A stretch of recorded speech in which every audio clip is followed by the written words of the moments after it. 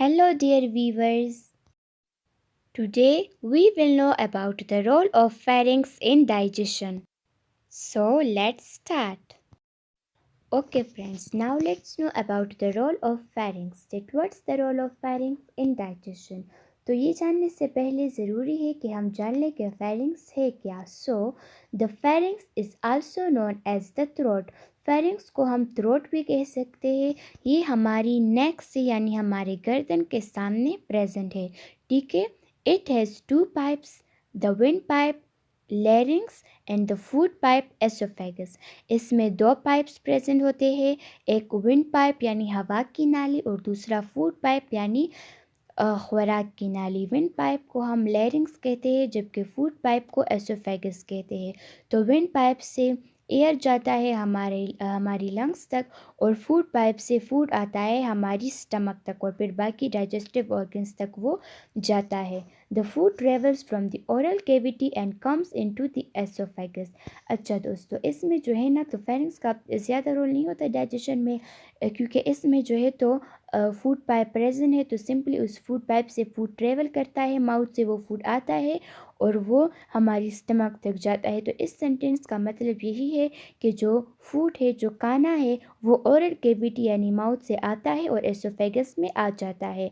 From there the food comes into the stomach. फिर वहाँ से जो खुराक है, जो फूड है, वो स्टमक में चला जाता है.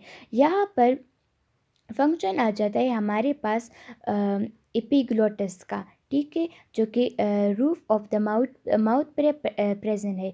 हमारी रूफ ऑफ द माउथ पे प्रेजेंट है एक स्ट्रक्चर जिसे हम पैलेट कहते हैं. उस पैलेट यानी तालू, उसके साथ ही एक कोष्ठनुमा दूसरा स्ट्रक्चर होता है, उसे हम एपिग्लोटस कहते हैं. एपिग्लोटस का बहुत बड़ा रोल है. ठीक है, किस तरह इसका रोल है? चूँकि एपिग्लोटस है तो हमारी बैक साइड पे एक साइड पे हमारा लैरिंग्स प्रेजेंट है, दूसरे साइड पे हमारा एसोफेगस प्रेजेंट है. तो लैरिंग्स में हवा आती है और एसोफेगस में फूड जाता है. ठीक है, तो माउथ और जो हमारा नोज़ है वो दोनों तो कनेक्टेड ऑर्गन्स है. तो क्या आपने कभी सोचा कि वो जो फूड है और वो जो हवा है वो कैसे सेपरेट पाइप्स में जाता है? तो इसका रीज़न ये है कि जो एपिग्लोटस है, जब हम सांस लेते हैं तो वो उस वक्त हमारी एसोफेगस को बंद कर देता है, यानी वो मूव करता है, जिसकी वजह से हमारा एसोफेगस क्लोज हो जाता है, बंद हो जाता है, उसका रास्ता बंद हो जाता है. तो जो एयर है वो चला जाता है हमारी लैरिंग्स में. और हम जब खाना खाते हैं तो उस वक्त हमारा लैरिंग्स क्लोज हो जाता है. तो जो फूड होता है हमारा, वो जो है तो वो चला जाता है एसोफेगस में बजाय लैरिंग्स के.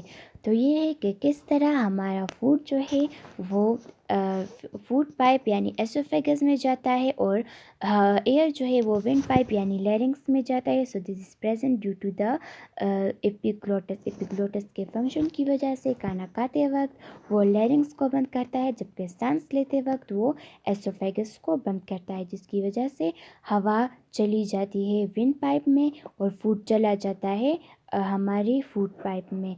तो चलिए मिलते हैं नेक्स्ट वीडियो में, तब तक आप अपना ख्याल रखिए. वस्सलाम.